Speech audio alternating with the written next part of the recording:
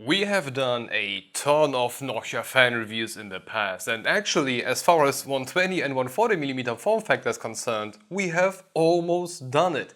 Meet the Noctua NF-A14, the last regular-sized Noctua fan left for us to cover. Now, although the name NF-A14 seems just like it's a bit bigger version of the NF-A12X25, don't be mistaken, those fans have very little in common as far as the design is concerned. The fan wing design is vastly different. While the NF-A12 comes with 9 thin but very heavily bent wings, the NF-A14 comes with 7 a lot thicker wings which are bent a bit less. Adding to that, the A12X25 was released a lot later than the original A14 was. But Noctua has been talking for quite some time now about a new generation 140mm fan. And let's be honest here, we all know where this is heading. But despite there being a new king on the horizon, it's just not here yet. So for today, let's concentrate on the current generation and gather enough data and experience to make a proper comparison at some later point. There are a whole bunch of 140mm A14 fans available. We have an A14 PWM version using a 4-pin PWM header whilst spinning at 1500 RPM. Then two 3-pin controlled ones, one called Flex and the other one Ultra Low Noise. Those are not that hard to explain. The Flex one is already pre-crippled at max 1200 RPM and comes with a Molex adapter, and the Ultra Low Noise is double crippled down to 800 RPM.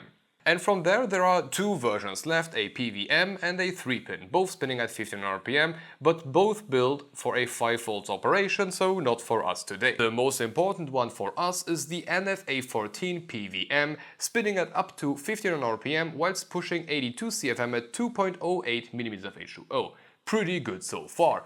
More on the air than static pressure side, but 2mm of H2O for a 140mm fan is nothing bad at all. The fan itself comes in the usual Noctua greatness: 20cm long sleeve PWM cables, SSO2 bearing, acceleration channels on the fan blades, acoustic optimizations on the frame, stepped inlet design, microstructures engraved into the inner side of the frame. A whole bunch of mini Noctua optimizations to squeeze every bit of performance out of these suckers. However, not every fan comes with the same goodies. This is due to there being a special Chromax.Black swap version. Now, don't be mistaken, quality-wise and performance-wise there is zero difference between the two. The most obvious difference that does exist is their color, followed by the stuff Noctua includes. A regular NF-A14 fan comes in the usual Noctua brown with dark brown color scheme and with dark brown anti-vibration pads on each side. The fan is delivered inside a usual Noctua box featuring a bunch of imagery and a surprising amount of information. With that out of the way, I really must say that the packaging is just next level. Ignoring the cleanness of everything, in the back we have an openable side introducing some of the features, and on the front we can flip it open and get introduced to some more stuff Noctua does to its fans that I mentioned before, and of course a sneak peek window into what is about to happen to your PC.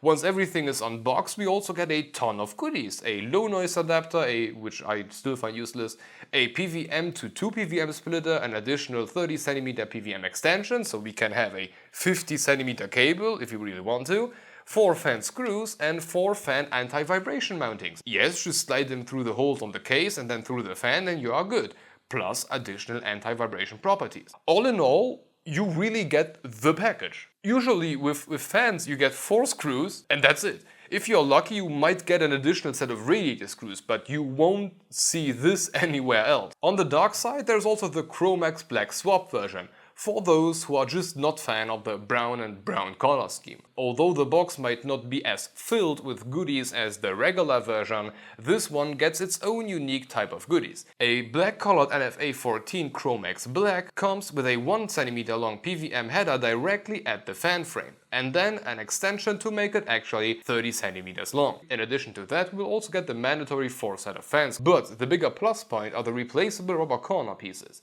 You can choose between black, white, yellow, green, blue and red. So that way you can customize your NF-A14 to have the accent color of your choosing. And if you really want to go all in, you can also get some extra additional Chromax.Black colored PWM extension cables, because you know, hiding cables is not good enough anymore. Anyway, although I would personally always choose a Chromax.Black version in my personal builds for obvious reasons, I really must say that regular Noctua fans are just premium. Anyway, enough of the compliments. Let's find out if the fan's performance can keep up with the quality. Letting the fan spin at max speed in a usual hybrid test approach, the NF-A14 managed to keep the CPU at 40.1 degrees C, which is excellent, or really devastating depending on how you look at it. This thing spins at 1500 RPM. And it beats a Be Quiet Silent Ring 4 Pro 140, a fan which, though just by official spec sheet, got more static pressure while pushing more air. And if you're asking yourself how that can happen, well, if you've watched the Noctua or Arctic lineup explained video, there is something called the PQ graph, and that one demonstrates how much air a fan would push depending on the static pressure that is needed at the moment. Or vice versa if you really want to. Now what you can do with it is see which one of two fans performs better based on a specific use case. Let's say one fan has a curve like this and the other one has one like this. And our test is heavily dependent on airflow with a tick of static pressure. Not quite a heatsink, but also not a case. Well, in this scenario, fan number 2, which got more static pressure and more air at the extremes, turned out to be on the second place in this specific use case. And I believe this is exactly what happens here. And what we found was a huge weakness of the Pro 4140 lineup, which would also explain why it couldn't outperform an NF-A12X25 or its 120mm counterpart. Anyway, as far as 140mm fans are concerned, the A14 marked the first spot on our list, except for the A14 Industrial, which is like this but on crack cocaine. It just kind of doesn't count.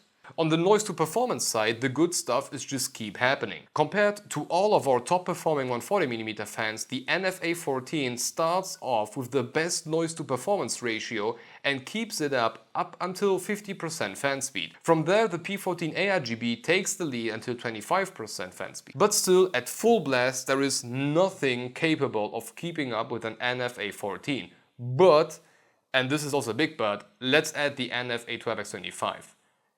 Yeah, and that's not only here. On max performance too, the NF-A12X25 was just not beatable for the NF-A14. And this now perfectly segues me into my conclusion. The A14 is an amazing fan, brutally good, don't buy it.